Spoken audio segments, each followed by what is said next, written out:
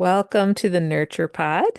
My name is Iris Sullivan Daire, and I'm here with the beautiful Ginger Edwards talking from across the world. It's really cool. And this is the place where we are exploring that world of possibilities that's kind of superimposed with this world, the material world that we observe and that we move within. And yeah, that's what we're trying figuring stuff out. Couple of old hags figuring this stuff out. That's right. That's right. Who better? Who better? Better to know how to Although where I'm at now, I'm not even trying to. I don't think figure I'm stuff just out, which is in a gorgeous. wash. I feel like I'm just. Yeah, yeah. Because I feel like figuring stuff out is where I get a little stuck. I get like Mm. like, what am I doing? This is the perennial question of the traveler for me right now. What am I doing? What's going on? What am I doing with my life? Why am I doing this? Where am I going? And if I drop all that, I'm like, hey man, I'm just here. This is cool. Like I'm just experiencing this, and I'm not trying to figure anything out. I get, I realize my happiness level goes way up. So I'm going to go back to that question. What are you nurturing right now, Iris? Mm. Instead of trying to figure it out, what are you nurturing? Yeah, I am nurturing order. I'm I'm yeah, yeah. And and we're in a real the tipping point of my life, which is a collective life because you know, and I'm married for 30 years and we're at a real turning point in so many ways, so many layers, and Mm, it's about um it's about the practice so that like it's like realizing that the work I do for clarity and to be centered is what allows me to do the work that I feel called to do. And that instead of mm, deferring order in my personal space, creating mm. a personal space. Yeah, yeah, I'm nesting. That's what I'm nurturing. I'm nesting for clarity. Oh, That's what I'm nesting doing. for clarity. That's nice. I like that. Another thing to put on the merch table. Nesting for clarity. Nesting for clarity. Well, it is. I mean, you're going into fall, so it also kind of feels like, that nesting is kind of like creating the little zone that's going to hold you through the whole Oh yeah, school. yeah. There's And definitely I like mean, the uh, yeah, you're going back to yeah. work with all these kids and lots of things to do. So, you're getting your little nest in order for to support a lot of effort to like Yes, yes, move yes, forward. yes. Yeah. And last year I kind of got caught flat-footed because I had this big art show and stuff, and so like my Right. space never really recovered, and I thought I would get to it, but turns out, helping hundreds of children make art is kind of emotionally taxing, and I wasn't able to I couldn't rise to the occasion, and so I'm like, I have to set myself up to do that work. And so that's what I've been Yeah. doing for the last several weeks is setting myself up to be able to do that work, like making it as Mm, easing that path as much as possible. But honestly, yeah. Ginger, I mean, the real thing is I'm living this mundane life. Your people are gonna, if they're tuning in to be like, tell us about Machu Picchu, tell us about Peru, tell us about your travels. well, I know, but I just want to reflect that what I'm hearing too, because like when you said you're nurturing order, I also hear like you're nurturing your future self, like you're nurturing the Yes. part of you that's going to really rely on what you just created, and I think that's a good thing. And I'm not that. It's weird because we're very different parts of our life right now in terms of what we're focused on, but there's still some of that like resonant energy that I can be like totally relate to when you say that, because I feel like what I'm trying to do, or I guess what I'm nurturing, is I'm really trying to nurture this like second chakra energy that I'm working with because I chose to do this for a good 6 months of my life. Yeah. And I cut all the strings to anything that would keep me tied, right? So I just jumped into the water, literally like the water chakra deep end, and kind of flailed around for 2 months. And now we're approaching the second full moon. So it's a solid like two lunations. Um, and it does feel different. It's interesting. Like I'm just kind of in the flow, and wherever I get unhappy or anxious is when I'm trying to figure it out. That's why when you said we're Hmm. trying to figure it out, I'm like, oh man, every time I try to figure it out, it's like the worst thing ever because I really don't know what I'm doing. So the total sense of that, I don't know what I'm doing, and that's exactly what I chose for this chunk of my life. And at some point, I'll know, but right now I don't, and it's beautiful. Like I've spent 25 years in a small community, knowing exactly what I was doing, and Yeah, yeah, yeah, yeah, yeah, everybody, yeah. it was like so there was such a level of like understanding and certainty of like where everything was and who everybody was and what my role was. And then just to be completely like, nobody knows me. I don't know anybody else. I don't speak the language. I'm just floating around this country, which is amazing and beautiful. Um, yeah, it's a really, really different lesson. And it is tied up with this whole uh, uh, like second adolescence almost, because like Mm. the second chakra is like kind of tied up with your adolescent self. And now that I'm in my 50s, it's like I cut ties again. I'm like, I don't want to be that person anymore. Or maybe I don't know. Like, I'm just kind of back in that, like, who am I? What am I doing? And all the anxiety that comes with adolescence kind of shows up when you're in those spaces, which is really interesting. Like you feel awkward, you feel stupid, you feel, like, "Ugh," and it's horrible. It's Yeah, yeah, horrible. And yet when I remind myself that I chose this, I'm on vacation. I mean, this is like a total power move on my part. This isn't something I'm not 13, you know what I mean? right, right, I'm almost right. 52. I'm in a different part of my life. But it's weird how that little part of me can take over, and it's not a comfort. I mean, oh, so uncomfortable. And then when I just drop into like, hey man, I'm just here. I'm just and I'm really the key word for me in this whole thing is curiosity. Just be curious. Mm. Be curious about town. Be curious about this person you just bumped into. Be curious about how to get from point A to point B. Like it's like if I add curiosity to it, then it mellows it right out. It's like, oh yeah, this is just learning. I'm just playing and learning, and I don't need to figure it out. I'm just being curious. It's a Luxury, really, I think this idea that you have to have all your shit together and have to have it all figured out is a really heavy, it's a real, that's a real, like, it's like choosing to wear lead boots. literally feels like that sometimes. Yeah, it is, and it's really strong. And I think it's part of survival. Like part of your survival brain really wants to know what you're doing, what like where you are, what's going on, because we're kind of hardwired for community and home. And I mean, like what you were talking about, like we're hardwired to nest. I mean, that is part of what we do as humans. And yet, there's times when you choose like very consciously to be like, oh, I'm not doing that. I'm traveling. I'm growing. I'm pushing. I'm just Yes, yes, yes. I'm shaking the snow globe, man. Like the whole thing's being shook. And let's just see. And so of course all of that is like, woo, you're in the snow globe. And it's been interesting because I've run into different women travelers who are traveling solo. And we all have the same, like we could definitely like, okay, this is the theme is some days you wake up and you're like super excited and it's amazing. And some days you wake up and it's like the worst thing ever and you're What have totally anxious. I Yeah, done? exactly. There's this whole like, ooh, like, yeah, what I mean, I've got to figure this out. I can't just float, blah, like this whole idea. And so it's been really gratifying in a way to talk to other women, different ages, different lengths of travel. Some of them have been traveling much longer than me. Some of them, you know, 20 in their 60s, and they all report the same thing. It's like, oh, it gets easier, but that feeling never goes away.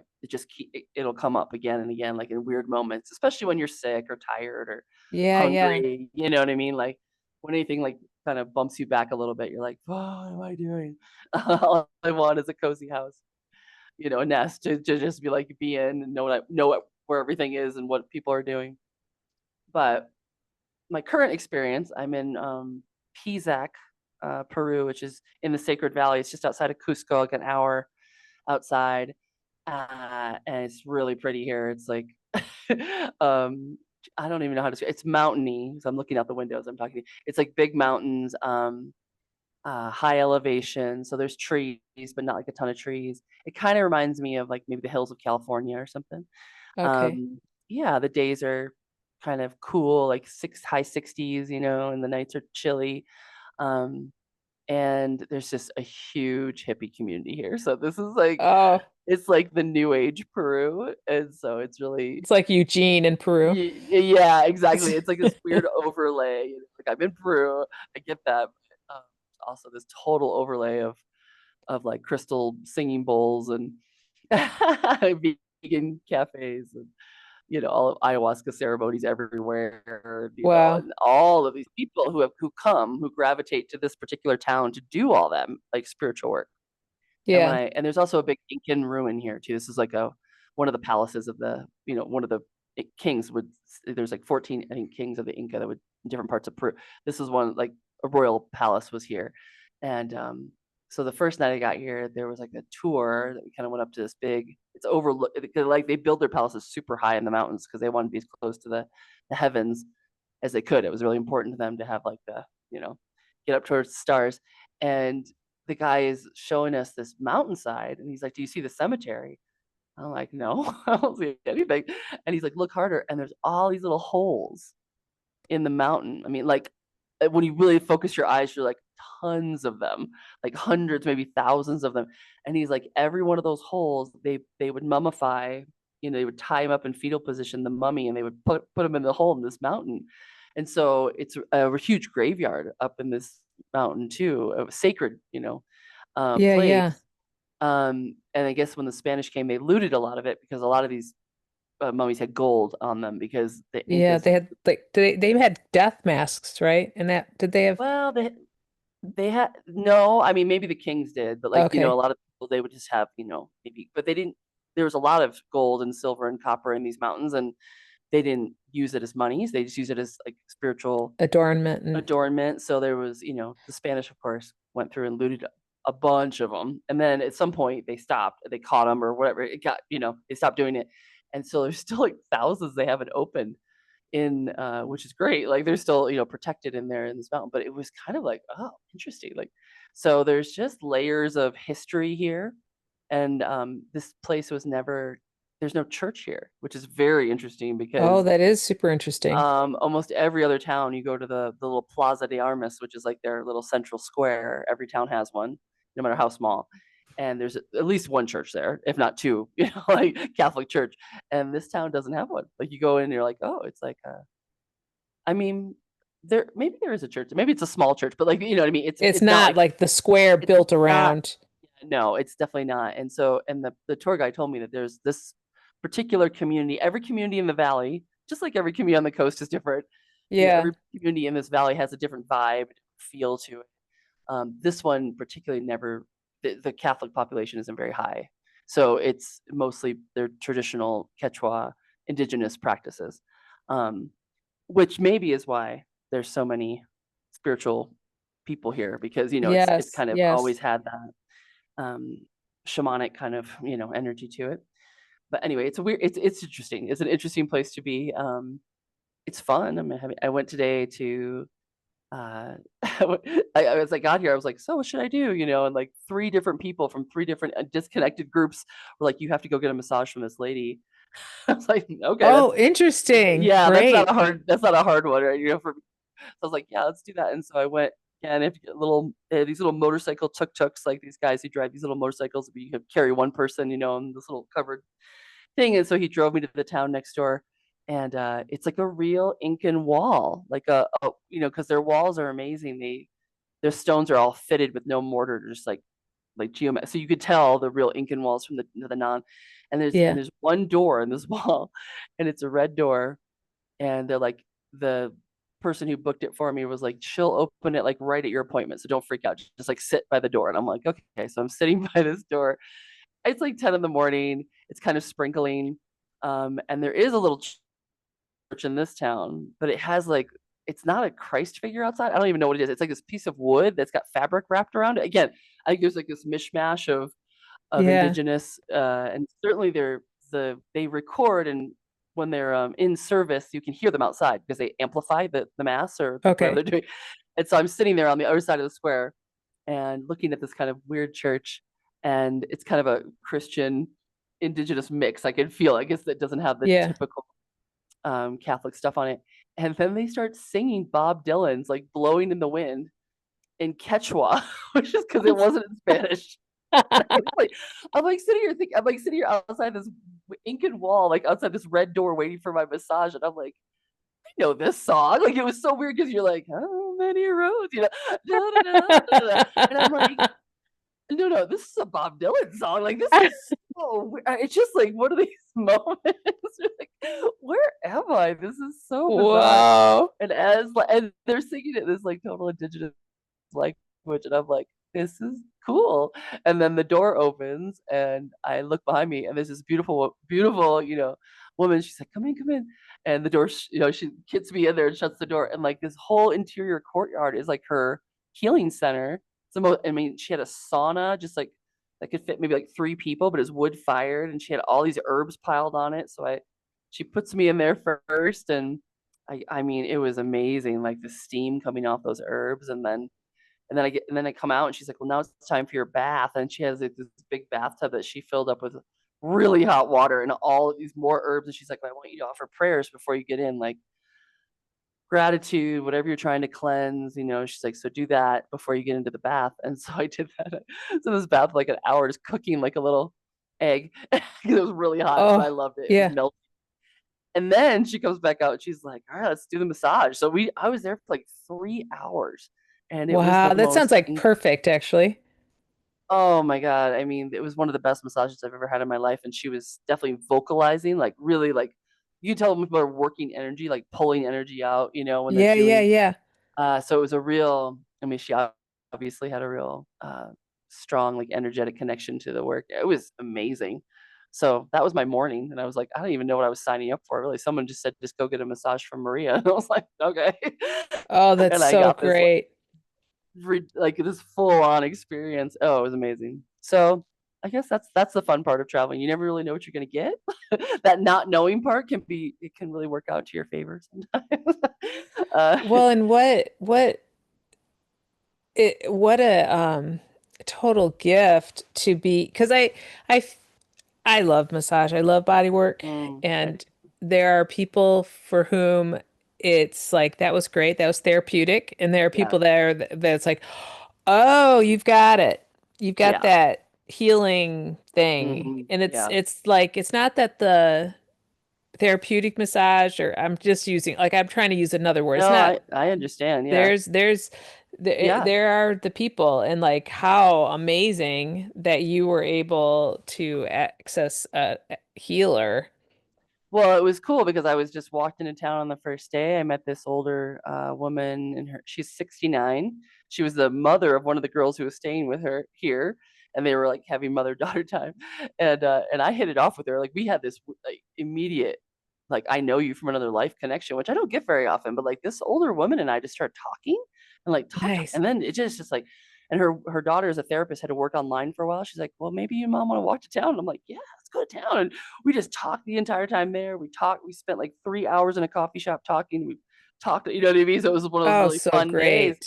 I needed it, I think, because you're like one of the few people I talk to. Because when you're traveling, you don't go deep Yeah, yeah, conversation, yeah.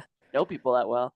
But this woman was like, I just could tell her anything, and vice versa. We were having a really good time, and we stopped in front of this wall of like all these mystical flyers, like everything you can think of, like, we do combo and, ayahuasca and sound healing and this kind of therapy. I mean, it's just like, and I'm sitting there, I got my phone out. I'm like, well, maybe I'll just take some pictures of it. I'm here for a week. Maybe I'll do some Yeah. woo stuff. I mean, I love this stuff. And as soon as I pulled my phone out, this girl walked up to me and she's like, don't look at any of this. She's like, I have the number of a woman you need to go to. And Just that was a the woman. local person. Yeah, and well, local in the sense that she lives here, but she's from Canada, and Okay.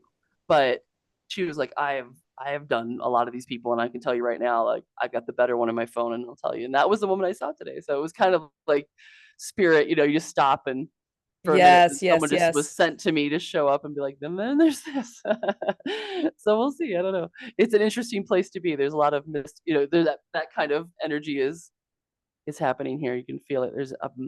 There's two men I met who are doing something called dieta, which is part of the ayahuasca path, but it's really intense. Like you meditate in silence and you only drink one herb, and it's not a psychedelic. It's like preparation herbs, like tuning into a plant medicine for like 10 days. That's the only tea you drink, and Wow. it's quiet. And there's a lot of people here doing that kind of like heavy, internal investigation. And um, yeah, it's and they were like, we just came from West Virginia. We were doing Lakota ceremony. I mean, it's just like it's so interesting, but like the mixture of what people are doing and coming to Peru, and I don't know, it's fascinating to me.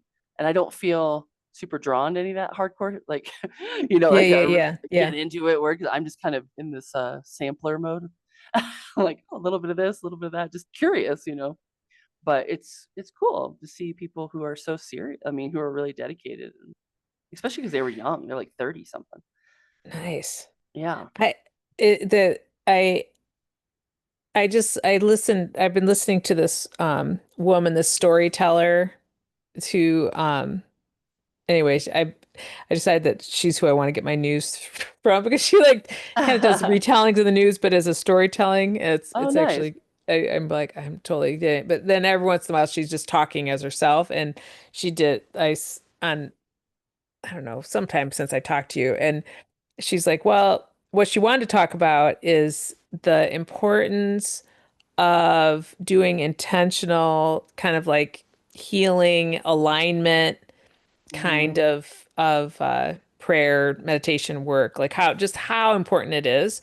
Yeah. And specifically she's like, there are these places on the earth that are more potent, and she's like Hmm. the chakras of the earth. Oh my gosh, she And said it. yes, and like it's really important for people to go to those places. This is what she was like, what Mhm. my guides are telling me is people need to go to these places that are potent in prayer, but you have to, just like you were saying, like clear the channel, like you have Mm. to be there. Their amplification. So like Yes. if you're coming with a bunch of like anger or rage or whatever, like this, Mhm. that's opposite. That's like you need to like what we're needing is the people to amplify the love, right? And Mm.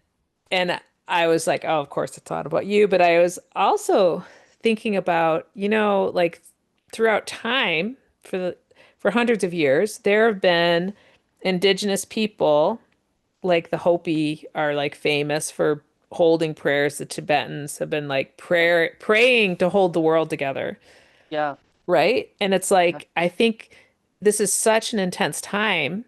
We all need to be they're even though they are very Mm. powerful, and we all need to be finding our path to anchoring Mm. love on the planet right Yeah. now. And so I think That's anyway, beautiful. that's felt like a Yeah. huge No. confirmation of what you are doing right now.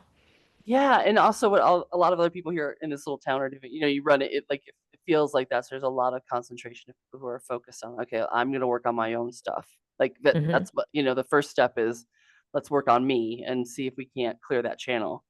Yes. I feel a lot of that here. And then there's also, people have been saying like there's a lot of people just, making money too. Cause it's like, anytime you have people come Yes, yes, for yes. spiritual needs, like there will be an industry that kind of raises up around that. And so it's an interesting, yeah, like, you really do have to turn your intuition on and be like, what do I feel called to do? And I realized like a lot of these people that are staying in this place, the first couple of days I was here, they're all going to the same retreat, and they're all following a similar teacher, and they're on like a path. And I kind of felt, wow, that'd be nice just to have a teacher and a path. Mm, Like, the teacher has certain things that they set out for you to do, and they do these really intense challenges, and they kind of work through them, and they're like 4 years of, like Wow. It's almost like going to a spiritual university, like you pass this test and then you get to do this and blah, and you write songs, and I don't know, it's really beautiful. And at the same time, I realize in myself, like, that's just not what I'm doing right now. Like, that would be like the teacher would distract me from whatever internal, like, Yes. intuitive Yes. path I need to find my own right now. Like, it would be easier. I think that the allure was, wow, that would be easy just to lock into somebody else's program and be like, this is what I'm doing. And yet, unfortunately for me, or fortunately for me, I feel that's not my path right now. I really just kind of need to, like, listen to my own weird intuition, which is hard because that's where your brain gets all kind of like, are you crazy? Are you just making this It's up? like, yeah, it's like you go from gut to Uh, like you would try to jump up. Like it's been super interesting because like we've been doing all this huge clearing, right? Like we sold that yeah. property, then we had to like figure out anyway, we've just been like moving stuff out, moving stuff around and in like nesting, right?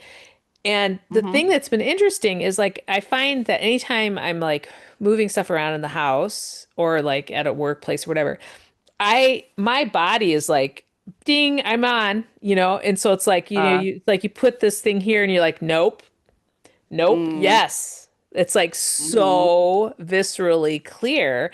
mm, And I'm like, the body always totally knows. It's like, uh, what happens that I bypass that mm, when I'm interacting in like this other realm? And it was so uh, great because I was communicating with my boss and there was a question about like whether or not I wanted to do this additional work for this year or if I could kind of had to make a choice.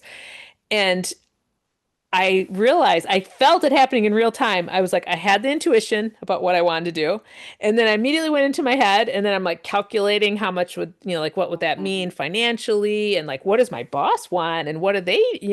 And then I was like, wait a minute. And it was so interesting. I'm like, that's what it is. It's like if somebody mm, makes a request, then it's like, oh, society teaches us to just bypass the gut and go straight to the head yep. and try to like hoodoo and I don't even think it's real psychic. It's like you're trying to Mm-hmm. guess and story tell about what you think that other person might want and like how can I perform for this other person. And then I was Wild. like, and I realized I'm like, wait. And I checked in with Joe and he was like, what are you thinking? And then so then when I contacted her, she's like, oh, that's kind of what I thought. And I was like, oh, all that story I had about what I thought she wanted was totally just bullshit and it's Yeah. like, but the gut knows.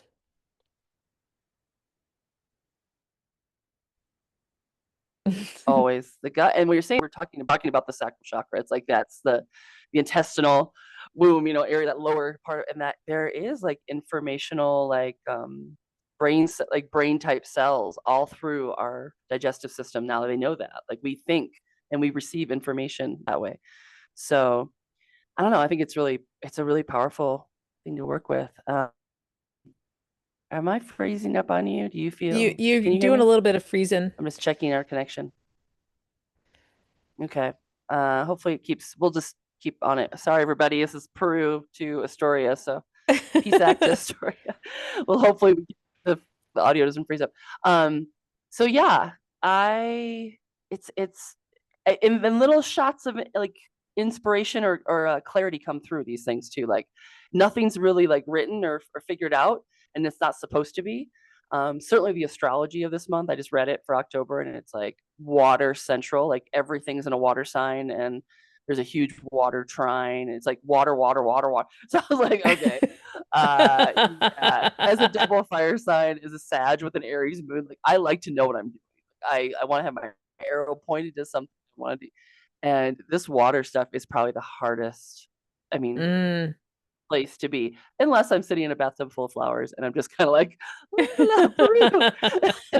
So I mean, that's the loveliness of water, where you can just, like, in the moment hear the weird Dylan song. This is cool. Like, I don't know, you can't plan this stuff out. You can't figure any of this out. You just have to walk in and experience it.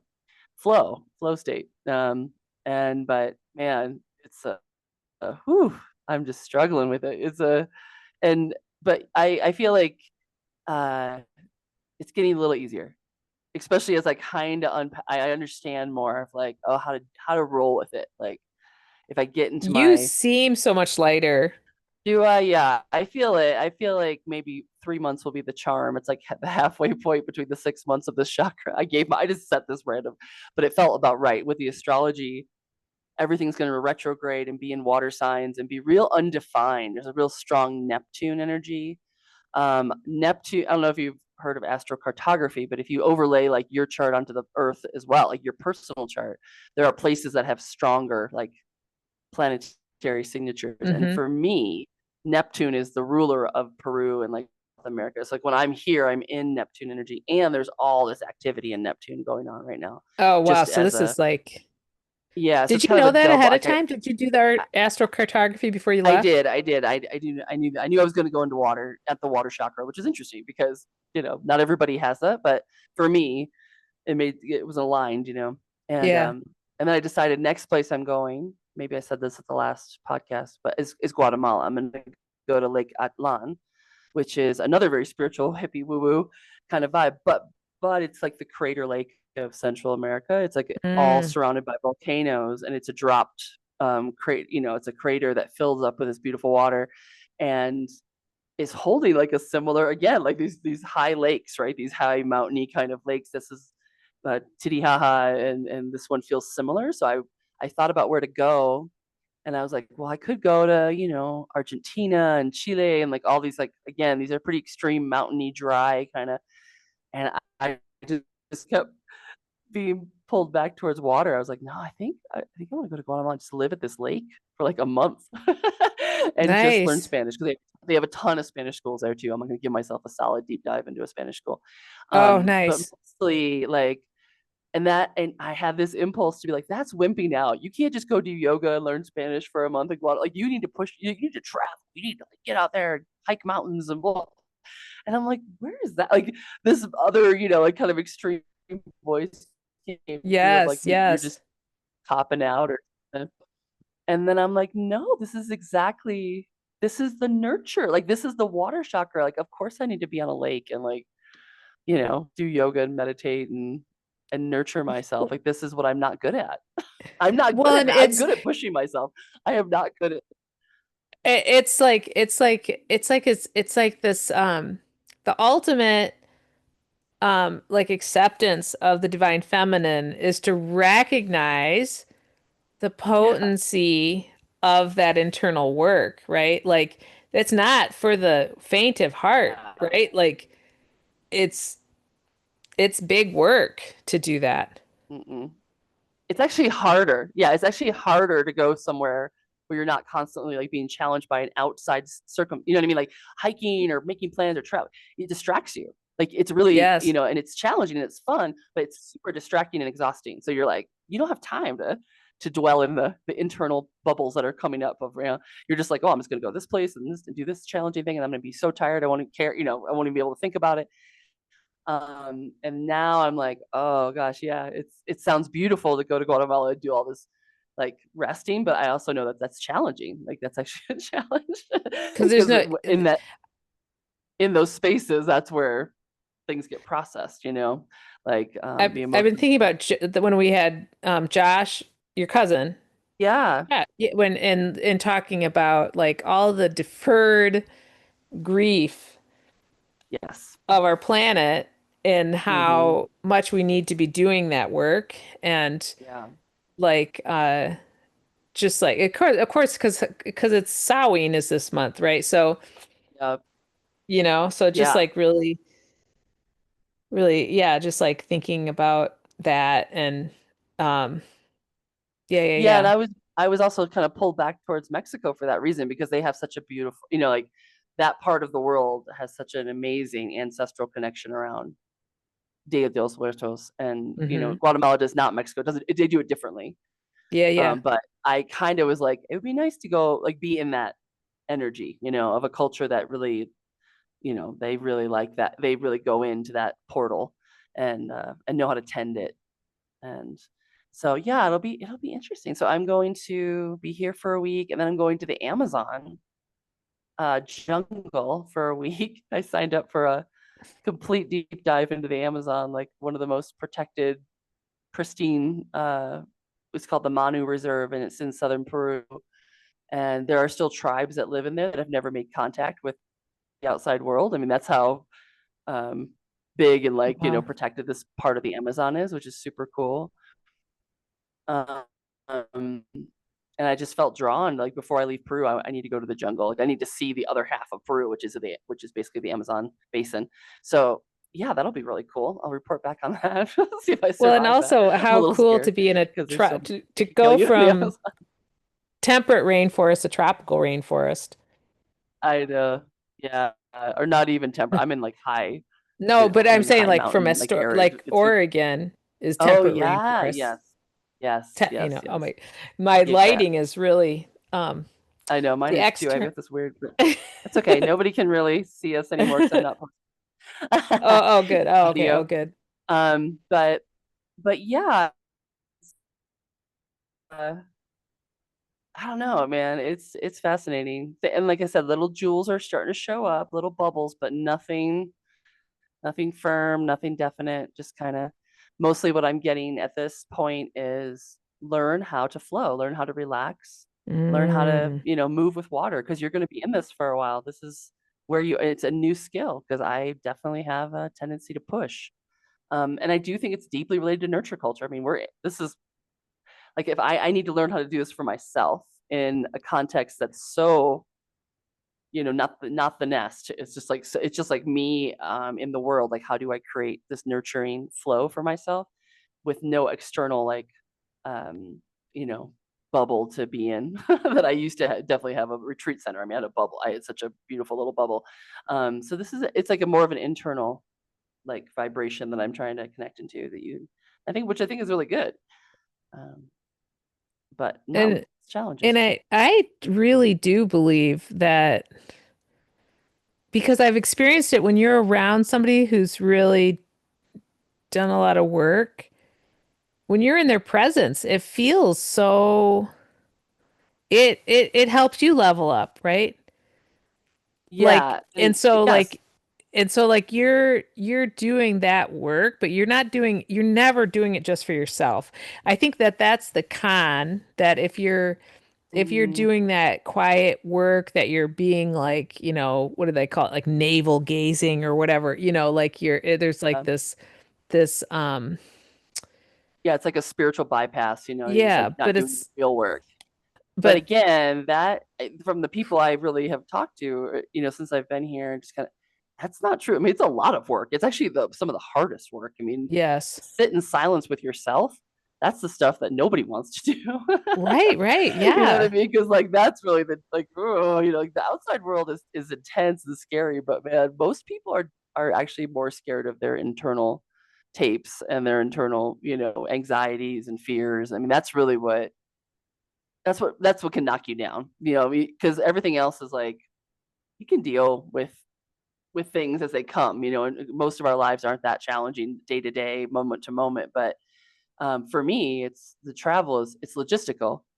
It's not a problem. You just you figure out A to B, and what you're going to eat or whatever. You're sick, Yeah, you yeah, figure yeah. out how to get better. It's the scary part is, yeah, that feeling that just comes up that you're like, oh my god, it's an anxiety. It's this, what am I doing with my life? What am I, what's my purpose? Why am I here? What did I do? Blah.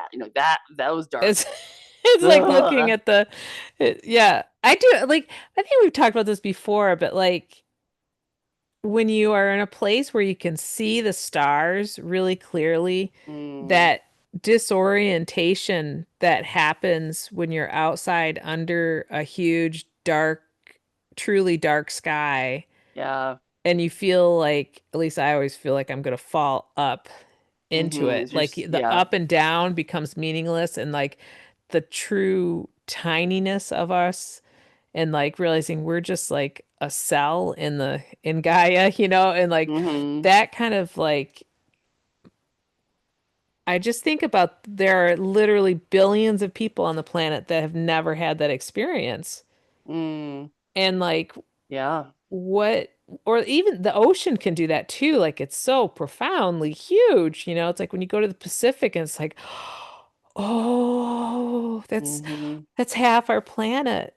Yeah. I mean, That's we prop our little lives up with stuff, with like people that reflect us, people, you know what I mean? Like we have this little containers that we make to feel safe in because it's true. We're on a, tiny piece of rock hurtling through space. It's like yes. it's like we're a speck of a speck of a speck. We really step back and that can be terrifying, or Yeah, it can yeah. be comforting. It can be comforting because nothing is really all that important. I mean, who cares? Like I mean, it's just like we're all just kind of like I said, yeah, we're just on a spaceship Earth, like and spaceship Earth has got bigger plans than us. I mean, honestly, it's billions of years old. I mean, and it will be here long after. There's like comfort and fear, and that's a really good like encapsulation of how it feels to do what I'm doing right now because it's like it's comforting to not have any responsibility and nobody, I don't have to track, anything. I'm just kind of like all I have to do is do me, and yet it's kind of terrifying that you know, there's that much freedom too. It's Yeah, yeah, yeah. interesting dance, yeah. So I don't know. All I know is that I just feel like it's good medicine. Like it's something that I chose, and even though it's hard and I don't have a clear answer of where I am in it yet, I can feel it working. It's like a good, it's a good whatever it's I, doing. It's working me in a way that I needed to be worked. I was yeah, and for I wherever I'm going with it, I don't know. you know how like they say like when you're getting ready to go somewhere on a trip, there's that goodness, that expansiveness that happens within you, and then you're on the trip and you're having that experience, and then you return from the trip and you have this like it's like this sandwich, right, of like goodness Mm, in your life. And I mm-hmm, feel like I'm kind of viscerally like I'm benefiting from you doing this work, like and like getting to check in with you. It's like almost it's like yeah, like I find myself like just like if I was gonna go on a trip, like you find yourself like fantasizing about what you're gonna do and da da da. mm-hmm. And I feel like I'm thinking about you being on this adventure, and it's like it's doing the same thing. Like even though I'm not, and I'm such a Yeah, homebody, good, I'm a total good. I think hobbit, so it's really yeah, great. I think that's awesome. I mean, I do. I mean, I because I'm in this retreat center by myself, pretty much.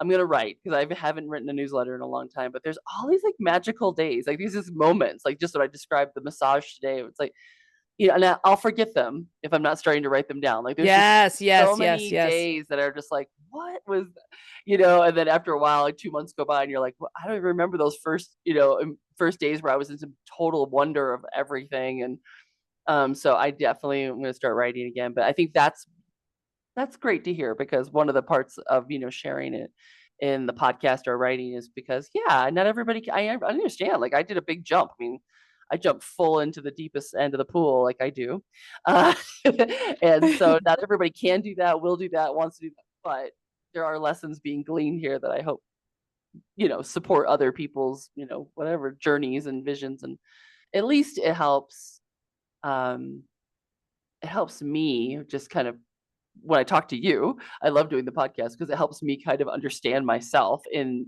because really if you're alone all the time, you just have you in your head in your journal. It's not I mean, you Yeah, could get yeah, kind of yeah. spun out and like, it's just me. And every once in a while I'll get like a really good like almost feels like spirit took my hand and starts to write for me and starts to talk to me.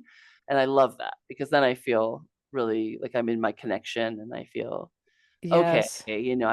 and I feel very protected on this trip. I have a lot of, I don't know, it's just a feeling, an intuitive feeling that I'm very protected. Um, and and yet sometimes when I'm journaling, like nothing's coming. I'm just like, this is just me, like thinking about what bus I'm gonna take. It's kind of depressing. I'm like, I'm just out here, and then today I had some really good like flow come through where it felt like another I don't know energy was talking to me almost like, and that feels amazing. So you get both. It's just and I And have no I can't control it. Like I can't, when I yeah, want yeah. it to come, it won't. And when I know I have no expectation, there it is. And it's like, okay. And like I'm really not in charge. I'm really not. Oh, Oh man. yeah.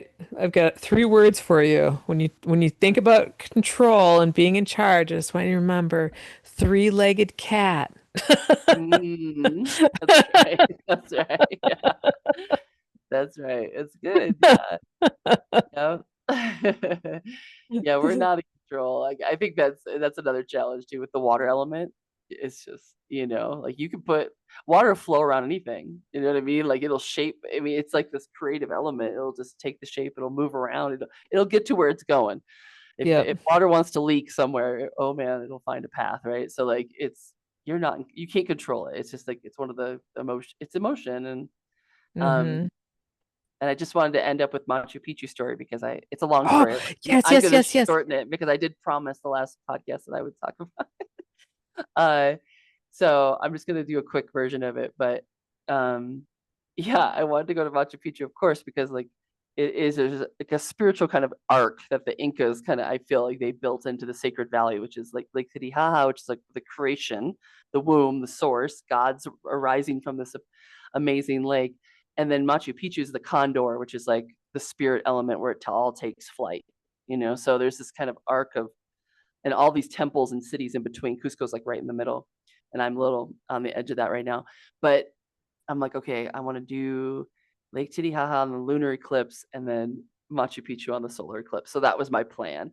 And in between that, this massive rail strike happened because there's this like corrupt bus company from Chile that's been running the buses that take you up the mountain to Machu Picchu. And trust me, you want a bus because that mountain is no joke. Like it's like a switchback, like just keeps going and going and goes. So, like, but they charge $12 each way, which is insane for like a 15-minute bus ride in Peru, right? So like they're just making tons and tons of money. And their contract was up and they just wouldn't give it up. Like they just wouldn't leave. And so there's this big strike, and rightfully so. Like they're trying to get this corrupt company, but you can't take the train to Machu Picchu. Everything was shut down, and people were kind of stuck there too. And so I decided, oh, I'll get a hike. I'll hike in. I'll sign up for one of these mini hikes that you can do, and a lot of them are sold out. But the one I got was like the jungle hike, and so I'm like, it's like a 5-day hike to Machu Picchu. And I didn't realize when I signed up for it, but it was like the most adventure, like extreme adventure, like package that you could get. Oh, you could have done Yeah, the yeah, yeah. more Because I was gentle like, oh, I version. don't want to hike. I'm like, it sounds kind of boring to hike for 12 hours every day. Not to mention, I don't know if I can. I don't know if I'm in good enough shape to do that. So I was like, what else do we got? And like this one's like, oh, you raft a little bit and you bike a little bit and you kind of zip line a little bit. I'm like, that sounds fun. You mix it up, like have a little, Oh, and then but you're really it was like Iron Man. it was. It was the Oh my wrong idea. God. I don't know what I was thinking. I was like, yeah. And then it was like, no, you're gonna do the hiking and you're gonna do the rafting, zip lining, bike. I was like, oh, okay. So, of course, I get my period the day the hike's supposed to start, and like, oh, it was just like, it was brutality. And I will go into all them. I'll probably write a piece about it, but I'm not gonna go into all the gory details. But yeah, I mean, just like on the first day, it's bike riding. I'm like, oh, bike riding. I like riding bikes. And they take you up to this, like, they just drove for like an hour and a half to the top of a mountain. I mean, like the high, like just switchbacking. And I thought I was going to throw up because I was like, oh my God, this is never, this bus ride, this little, you The know, bus ride was an ordeal. and I had my period and I'm like, oh my God, this is the worst thing ever. And then they get to the top, like, you're just on this, just they just pulled out in this parking kind of like gravel little spot, and they're like, okay, everybody just use the Inca toilet, which is basically to go outside.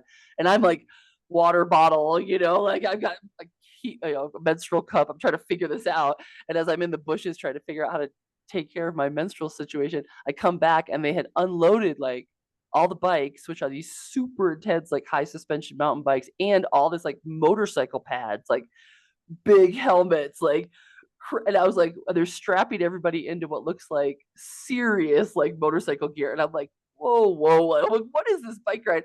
And they proceed to tell us that we're gonna ride our these crazy like full suspension mountain bikes down 50 kilometers, and I'm not exaggerating, 50 kilometers straight down 2,000 feet to like the bottom of this Oh my God. on this road that's like hairpin turns, like switchbacks, like water over, and cars going around you. So they're like, Oh my God. and they're like, it's really dangerous. So like, don't whatever you do, like stay on the right side and don't hit the left brake or you'll flip over your handlebars because it's so steep. And I'm sitting here like this is me in my 50s, like everybody. I'm just like, why am I here?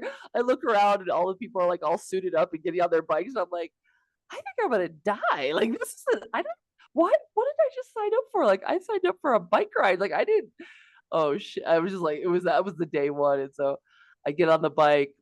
I'm feeling They super have your backpack. You're not having to do this with your backpack. no, they took my backpack in the van. They have a van. But they're like, okay, uh, the first guy just goes and they're like, follow him, everybody get in the line, go. So I didn't really have time to like freak out. You're just kind of doing it. And I'm like, Oh well, my I God. do know how to ride a bike and it's all downhill. It's just like coasting basically, but it's like super extreme downhill. So you just have to be really good at your turns. And I'm just like, oh my God. And I went and like 40 feet in, the girl in front of me, her bike breaks and she flips over her handlebars and she's like, completely out for the count. I mean, she goes flying in the air, the bike crashes, and she's right in front of me. And I was like, whoa. And so this poor girl from Brazil is just like, she's out, they put her in the van of the broken bike. And I'm like, wait, the bikes can break? Like, oh, Oh I my didn't think God. about that. I was like more worried about human error. Now I'm like, what if my bike breaks? Because if your brakes go out, like you're dead. Like, I mean, this is like Yeah. the cliffs that we were driving around were, I mean, straight down, like no joke. So luckily for me, and two other people crashed, and I had to go in the van. Like this was a serious thing, and I made it all the way down. As I started going, This is like Survivor or something. it was Survivor, and the as we started going, the wind started hitting my face, and my nausea started getting better. And I was like, oh, okay, there's that. Like I don't feel Yeah. sick, and then it was so extreme that I had to be like super attentive. Like there was no thinking. It was like, okay, do this. Your body kind of takes over. Like this is like survive kind of and I kind of got into it. Like I do have a double fire sign. There's part of me that's like, this is kind of fun, I was like and I was right behind the lead guy like the whole time. We just like banked down this crazy mountain for hours. I mean, my wrists were so sore. Like, and we get to the bottom and he's like, good job, right? I'm like, yeah. And I just like kind of my whole body was just like, woo, because I had been in such tension, and with my period. And then also we got to the end of it. I was just like, oh my God, I have 5 more days. Oh my God. It was so crazy. So I'll skip all the, yes, there was all this crazy stuff. We had to hike through the jungle and like, it was super like staircase hiking, like up thousands of feet down. It was intense stuff. And zip lining across crazy zip lines that we had to go across, like these huge river. It was just it was insane. I don't know how I did any of it. But when I got to Machu Picchu finally, and I was like half dead, and my period was super heavy this whole time too. It wasn't even like holding off. It was like this. It was full on. The joys of Of guerrilla being menstruation. yeah, exactly. Like not even knowing I'm in that perimenopause when you don't even know what's gonna come. It just shows up. And of course my period tends to be like, oh, you're doing something hard. Let's do it right now. Turn up the Yeah. volume. uh and so I did all this crazy. I was exhausted. By the time we got to Machu Picchu, I was so exhausted. And they put us in this like kind of crappy hotel room. I took a shower. I was like, okay, I'm good. And then we took the bus up the next morning. And because of the rail strike, there was like nobody there. Like that was the bonus of hiking in and having all this drama going on with this bus company because the buses were running, but like all the other tourists had backed out because it seemed so kind of crazy and complicated. And so Yeah. there was like maybe a fraction of the people that are usually there, which was super cool because then you get to enjoy this amazing place. And it is amazing. They have, I mean, the Incas, this was like their citadel, like this was like their ultimate spiritual temple. And so they arranged it. I mean, they built this thing with all these sacred mountains in a circle with all these solstices and equinoxes aligned. I mean, this thing is a temple. And it And never the rocks weren't, they brought rocks there, huge they're rocks. yeah, it's mind-boggling to try to understand how they quarried and fit these rocks because they're like again they've been there for 500 years and the Spanish never found Machu Picchu ever. They burned the bridges to it and left it. So no Spaniard would ever find it. So it was never touched by colonizers. They found it in like the 70s. No. Yeah, like way, way, way later. Maybe I'm wrong, but maybe it was like earlier than the 70s. Anyway, but it was like in this modern century that they found it. And Wow. it was an American archaeologist who found it and stole a lot of stuff and put in. And one of our fine universities is still holding. Like the guides were like bitterly saying like they have tons of our gold and like mummies and things that we would like back, but anyway, Ugh. Ugh. as they do. So we did the hike, we did the tour, And then I wanted to be there for the equinox, the new moon. Like I was there for my moment, right? So I was going to Yeah. stay an extra day after all the people on my tour were pretty good friends because we had been through hell together. And I was like said goodbye to all these guys, and I stayed the extra day, and I went in, and I was like, okay, this is time for ritual now. Like now, all the craziness I've gotten here, second day, and I went up by myself, 6 a.m. Got the first ticket in, and I chose the Moon Temple ticket, which is like this cave that's like behind Machu Picchu on this mountain that overlooks Machu Picchu. And I went back there because I knew nobody ever buys this ticket because like it's not popular. And so I wanted to find a spot where I can do some ceremony, put up my Yeah. altar and not have a milk. Because I mean, it's a huge tourist attraction, right? I mean, you can't just Yeah. like do this at Machu Picchu, like people taking pictures and stuff. So I did. I found a trail that nobody was on, and you had to hike again, more hiking up this mountain, like endless stone stairs. And I lay out my altar, and I'm like, okay, I'm offering my little stones from Mount Shasta, and I'm like, here we go, like this is the whole thing. This is what I came to do. And I get this like voice in my head, like undescribable of like, you need to take that to the top of the mountain. I was like, no. I mean, I'm still on my period. I just done this brutal hike. I was like, and the top of this mountain the spirit was indicating that I should climb. It's like they're called the stairs of death. They're like they just go up and up and up and up like thousands of feet, and it's almost vertical. It's like you just climb. It's like Huayna Picchu. It's the mountain that overlooks Machu Picchu, thousands of meters up. I mean, it's no joke. It's like 2 miles straight up in the air. It's horrible. And I was like, no, I know that's cool. Not me. I'm not doing. I'm gonna offer my stones right here. Like I'm on the backside of the mountain. Like I'm high enough. And I just kept getting it over. Like nope. Like if you want to do this, if you showed up to do this, then you need to climb. And I knew from the guide before telling us that this is what the priests would do, like on the equinoxes of the solstices, Oh, they would oh. climb to the top of the mountain and make these offerings. And I was like, here I am on the I mean, I showed up on the day, so of course the spirits are like, no, no, no, you're putting it in the wrong spot. Like you need to climb Oh the my gosh. stairs Yeah. that have been there for 500 years. This is what the priest did. Like you're on the mountain. Like you're go do it. And I was Yes. Oh my gosh. They're like, ah, you're here. Somebody's here. Get. yeah, like yeah, and also I had gotten this little bell from a shamanic reading I had earlier. From and he was like, "Do you want to?" He had some stuff. He's like, "Do you want to buy anything?" And I put my hand on the bell, and he was like, "Yeah, good choice. That's a really old bell." So I had this bell, and I had seen in the museums that the priests wore tons of jingly janglies. I mean, they have them all preserved, like all these copper and silver bells, and that's it's part of what their adornment was. So I also got the very distinct like put your bell on your backpack so we can hear it when you climb. And Oh, so oh, I know, I oh. tied this little bell on my backpack because it was on my little altar I laid out on the ground, and so it was jingling the whole time. And I proceeded to climb the stairs of death, and I had to leave. Like I had a train ticket for 1 p.m. and now it's like it's a long climb. You know what I mean? And I'm like, Yes, yes, I don't yes. even know if I'm going to be able to do this in time and get out of Machu Picchu and back down to town and onto a train. So the whole thing was like, and not only climb it, but climb it fast. Like you've got to go. Like I got to go. Yes. So I decided, okay, I'm doing it, and I just like hauled ass up this mountain. Like it was, I don't even know how I did it. Like I said, it's this crazy energy that takes over you, and you're like, I have a goal now. I'm doing it, and it was the most exhausting thing I've ever done. But I got to the top, and I left my stones, and the bell was jiggling the whole way, and it was funny because as I was going up, people were like, they'd see me, they're like, oh, that's a sound. They're like, it's so weird, like we couldn't tell where it sounds like it's coming from everywhere. Like it sounds like it's coming from the mountain. And I was like, yeah, I guess. I don't know. I even told people, I'm like, I just got a message to put it on to have it be jingling. They're like, we really like it. It's cool.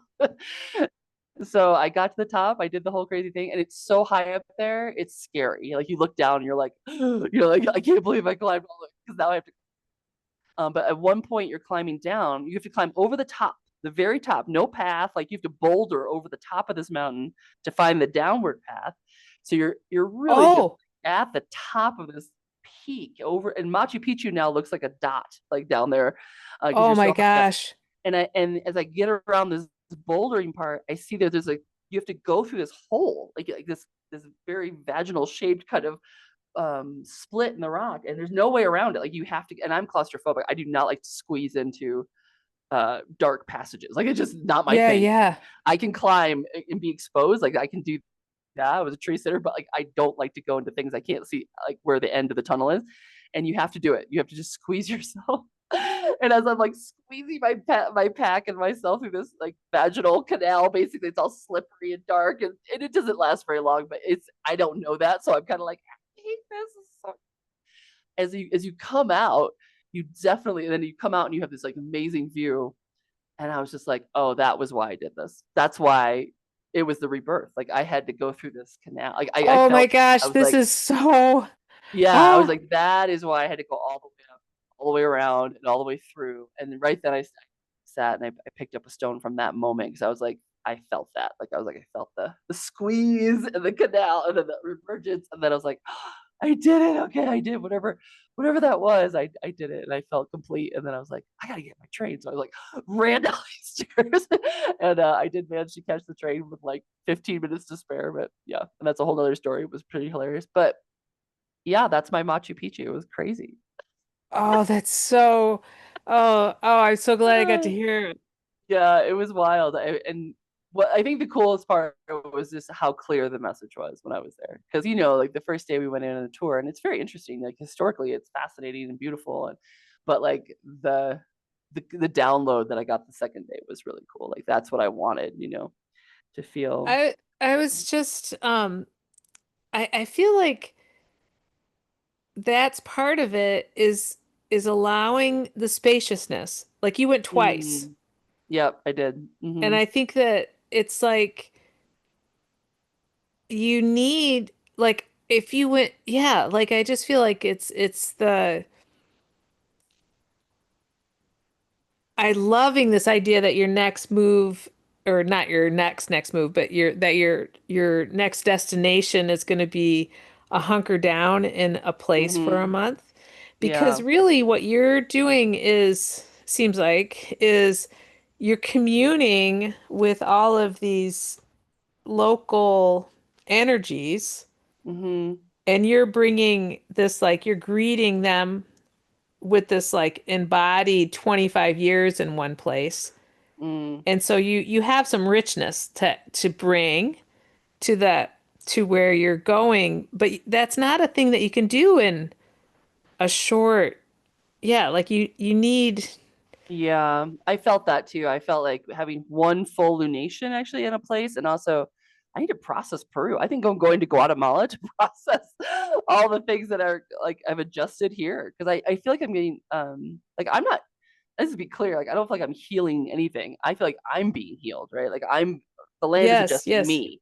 So uh to understand what even that means, I think you have to kind of be still for a while and like okay, now I'm feeling the shift or whatever what's going to come. It's very amorphous. It's like I said, this watery stuff is all I know It, is I get these weird hits. Sometimes it's clear, sometimes it's not there. So it's all over the place. But that was definitely a powerful moment. And it's been cool to kind of come back from Machu Picchu and be in the Sacred Valley now and just be in different places, and each place has its like own vibration. And mm-hmm. but those two places, I think Lake Titicaca and Machu Picchu, like kind of the core ends, like the peak, the energies that the Incas recognize of like these really powerful, the highest mountains and this amazing like high lake. So it Oh, felt very much like Crater Lake in Shasta. It's kind of like this super big mountain, this super sacred mountain, and then you have this big beautiful sacred lake. And so I'm I just yeah feeling so grateful to the earth keepers who have communed with these important places yeah through so much persecution and like, oh my gosh, I'm yeah so grateful to those bridge burners yeah the catch there. So um and interestingly just enough, all the I things. had a reading with this shaman who was 72 years old, and I'm not sure I talked about this on the last one, but it was really powerful because he's actually I found out later it was an Airbnb experience. Okay, like I don't even know what I'm doing. I just booked this. I'm like, cool, shaman, and then it turns out the guy. I went on this other hike, Asangate Mountain, because the shaman who I met told me to go to Asangate. He's like, if you want to really offer prayers, go to this mountain because this is one of our most sacred mountains and in this area. And I was like, okay. And so I met with the shaman, and he was 72. He's amazing. And then he was like, go to Asangate. So I go to Asangate, and the guy who's leading the tour knows this. He's like, who did you talk to? And I told him his name, and he's like, oh, that that's like the real deal. He's like, there's a group of elders who live in a village high in the mountains that have never stopped practicing this Inca like magic. Like this is like they are the only community left that is the direct line to these mysteries. And he's like, you got one of them. He's like, and that's like, he's like, he's from that community and he's an elder. And he's like, that's incredible that he told you to come up here. And he's like, they come up here and meditate for days, just sit in this like cold and wet and just meditate with this mountain for days and days and days. And so that was a whole nother hike I did. That was really cool. But yeah, I mean, there are keepers of traditions still here, like that are like the unbroken line.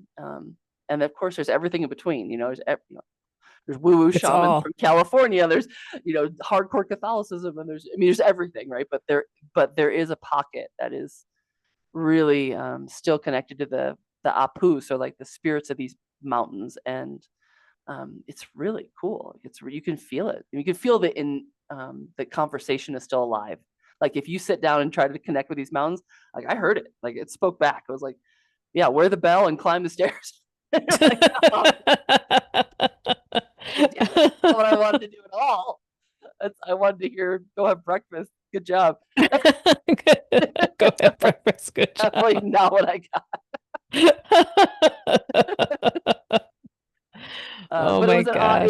it was an honor, to hear it in my head. Like I sound insane person when I talk like this, but it was it was so clear that I couldn't not climb, and I certainly did not want to. That's, uh, I feel like that's an indication of connecting yeah, beyond the self, right? Like when it's like not when you're, yeah, like, yeah, that's cool as heck. yeah. So that's my story for this podcast. I'm sure I'll have more. Nice. Magic is alive, and the world and these powerful places, and I think that's a very hopeful thing to know. The Earth is still talking. The Earth, if we listen, yeah. I mean, Yeah, there's totally. the conversation is ongoing. Um, so for whatever that's worth, I love you, Iris. I love you, my darling. Have a, Yeah, yeah. onward. I'll report back after I get back from the Amazon. That should be really interesting. So Ugh. yeah, I can't wait to feel that. That's like someone, and I was talking to someone like they're like, you realize that's the lungs of the planet. That where you're going is like that is the densest like life force. Oxygen producing. Yeah, like it's like I don't know. I'm like, yeah, you're right. I gotta get ready for that because that's again these just like intense energies, of just life. Just Gaia at her most like biodiverse, amazingness that hasn't been wrecked yet, which is rare. So, yeah, here's no, Oh I my gosh. Thank excited. you for sharing this journey with. I love Yay! it. Yeah, I love you, and I do miss Oregon, and I do miss my nest. I mean, that's there too. Yeah. And but I kind of you know I somehow synergistically as you have a nest, it's always I kind of think of it as my nest too. So it's like Oh yeah, yeah, yeah. No, yeah, we got I'm like literally leaning on your pillows with your I know. blanket right I know you're in my now. bed right now, or like what used to be my bedding. So I feel like because you have it, but I have a little piece of it too. I'm like, Oh yeah, yeah, yeah. No, no, no. uh, It's here feels for you. totally, and it feels very grounding to talk to you. So I'm like, that's home. That's like that's my people. That's my girl. So it feels. And all of you listening, thank you so much because it feels great to just have these conversations and know people are tuning in um and I appreciate when I have had emails, and so I appreciate everyone who's emailed and just kind of checks in and is like I don't know, it's fun when you're on the road to get a message back. So keep them coming. Thanks Nice. everyone, and we'll talk next time. All right. Mwah. Bye-bye.